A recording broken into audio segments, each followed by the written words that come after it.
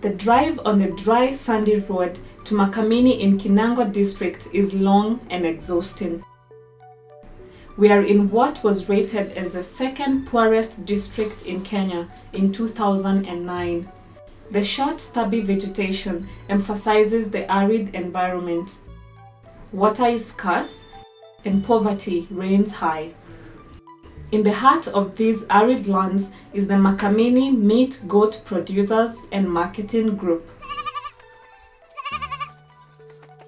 The need to address poverty and joblessness among the youth prompted the founders to form this group in 2004.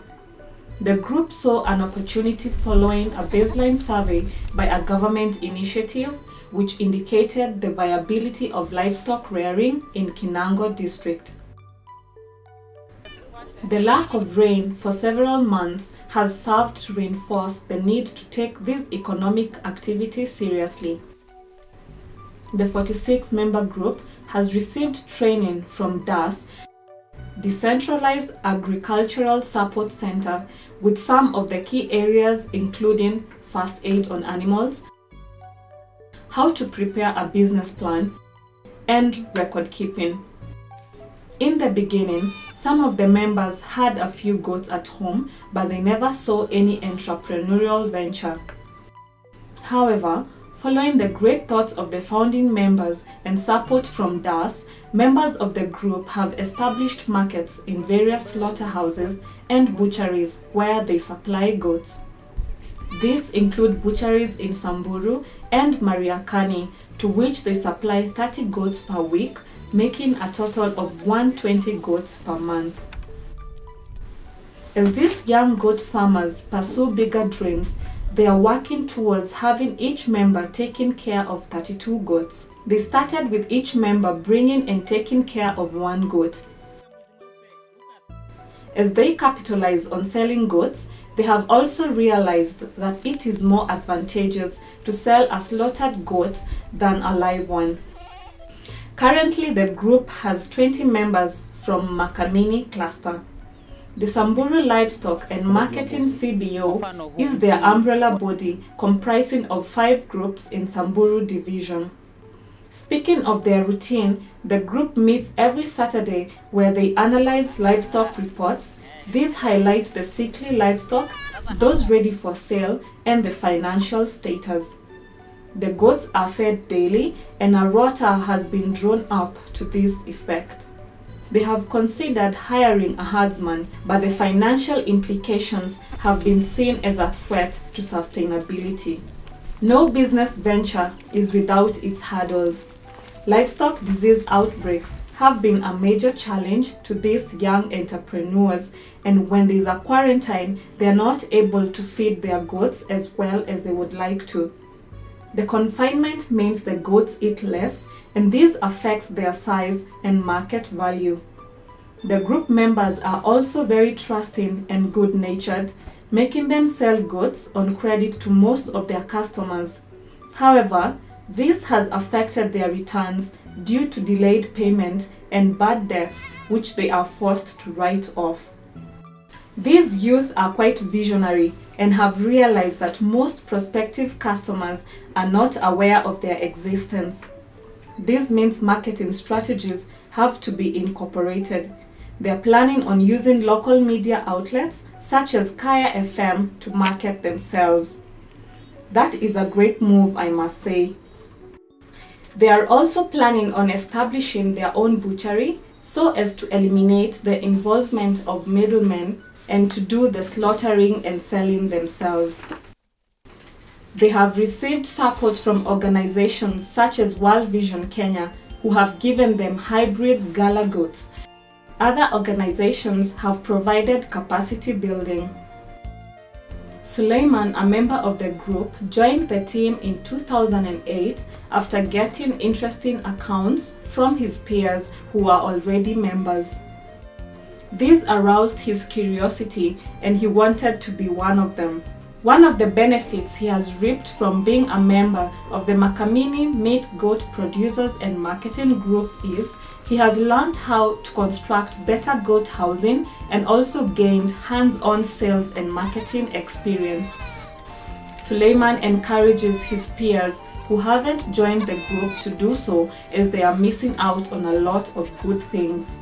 A membership fee of 200 shillings is payable at the time of joining, and one must have a minimum of 10 to 15 goats. Gladys, the vice chairperson of the group, joined the bandwagon after seeing the benefits reaped by her friends. She explains how they have also incorporated poultry farming and the benefits they are reaping from this.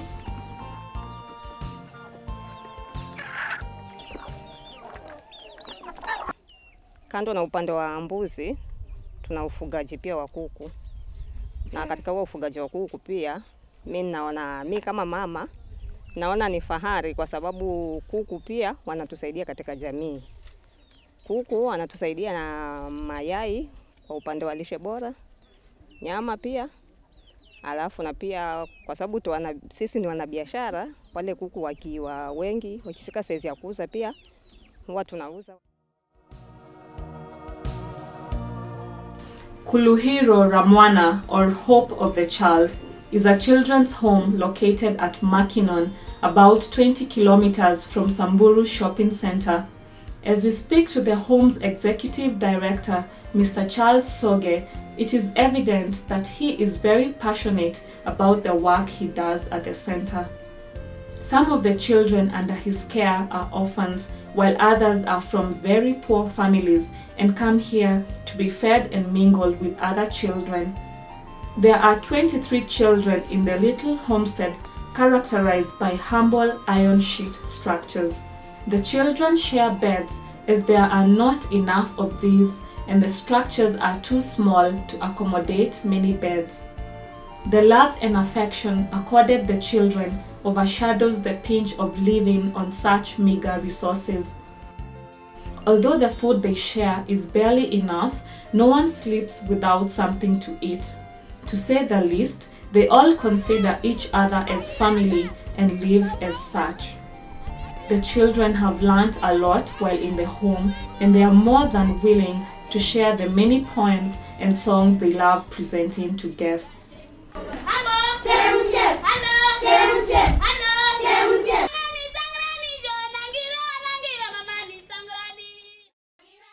Mr. Soge cannot overemphasize the challenges they face in accommodating the children, especially in such a difficult economy. He says they would really be grateful if someone helped build larger dormitories and contribute to the food expenses. Our organization does not only have these inmates you see here, we also have other children who are with their family units, and mostly these ones are destitute. Those ones who are being kept here are those who didn't have very reliable homes, or maybe their guardians didn't have enough to cater for them.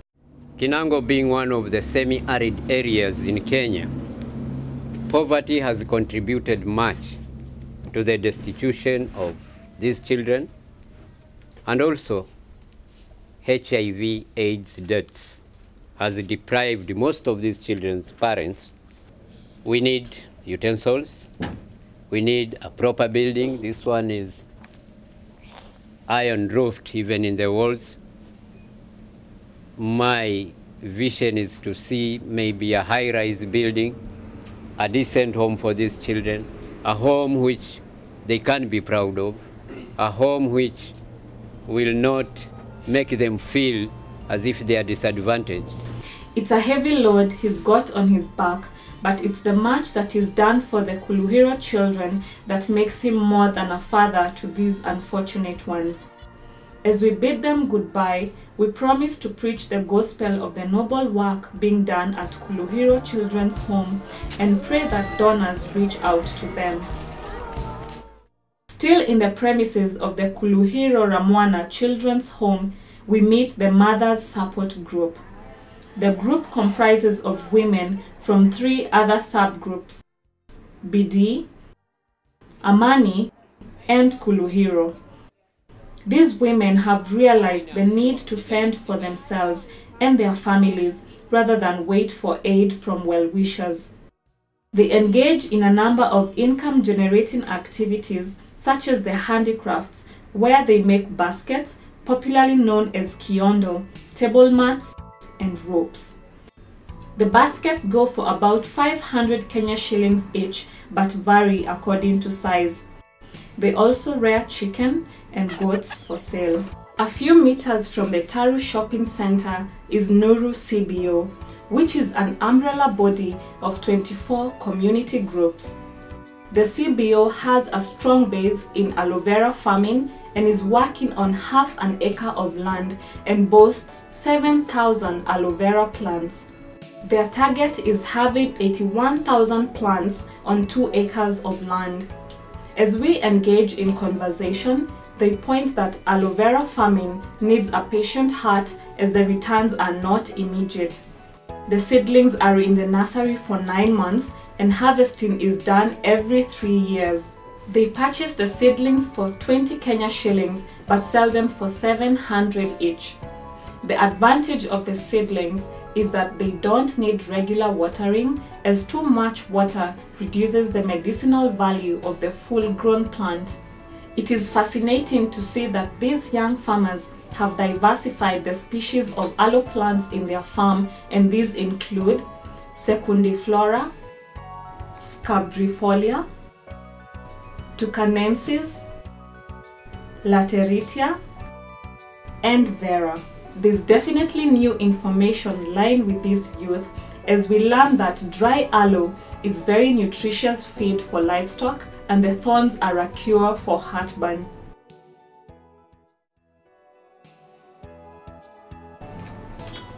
The highlight of the Taru story is the zealous community-based tourism.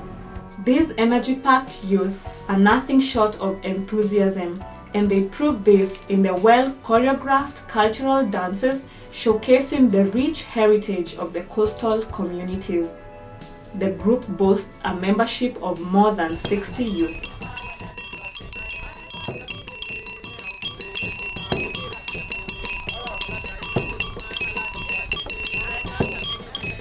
Besides the dancers, another lot specializes in hospitality as they have an eatery along the Nairobi-Mombasa highway. It is encouraging seeing youth use their skill and talent to earn a livelihood. The memorable nature trail managed by the youth group leaves visitors very informed about the Duruma community, who form the majority in Samburu division. This is a very important part of their culture as it is classified among the sacred Mijikenda Kaya forests, which were nominated by the National Museums of Kenya for inscription on the World Heritage List as presented in the 2008 World Heritage Convention. The Duruma Kaya forest contains the traces of historic fortified settlements of the Duruma ancestors, which serve as a focus of cultural and ritual activities continuing on the sites today. In a unique way, the intangible aspects of Duruma heritage are supported by physical cultural features of the Kayas, including paths, gate sites, burial grounds, settlement sites, ritual grounds, and many others, representing the material embodiment of their worldview and traditional belief systems. This Kaya forest is a highly aesthetic symbol of the interrelation of man and nature, a rich blend of natural and cultural values. Since their abandonment as places of settlement and refuge, the Kaya forest landscapes have been transferred from the domestic, practical, material realm of significance to the spiritual sphere of Duruma life. As an essential part of this process, certain traditional restrictions are placed on access and utilization of natural forest resources. The result is that the Kaya has been preserved and its biodiversity sustained. However, the cultural and spiritual beliefs and associations are critical to character of the forested sites. Nothing remains of the former village, although its layout and features are precisely known. The gates have rotted away, and the only tangible sign of the village settlement are the clearings and well-worn paths, which are overgrown for the better part of the year but are cleared for ceremonies. Here the graves are also discernible and marked with stones. Some interesting stories about the first family leave us wide-eyed as we walk through the thicket. It is shocking to learn that cameras are not allowed in certain parts of the nature trail, such as the first family's graves. Our tour guide, who is a community communicator at the Samburu CLC, alleges that a reporter from one of the major media houses in Nairobi defied the instruction to switch off his camera, and to his dismay, the device failed to work even after he left the trail. We decide to comply and listen attentively to the interesting history. Due to the beliefs of witchcraft from rivals, every family normally has a protective charm, otherwise known as fingo, planted at the doorstep. It is believed that no one can cast a spell on the inhabitants of this home, as the charm is very powerful. Individuals also come to the site for healing or divination from the local witch doctor. It is believed that the fingo blinded intruders in this manner such that they saw nothing. Further on, we meet ladies grinding millet, as was traditionally done using a mortar and pestle. It is amazing that without a guide, the Kaya is no more than an ordinary forest to a visitor. As the nature trail comes to an end, we are much more informed about the amazing culture of the Duruma and cannot wait to share the amazing Taru story.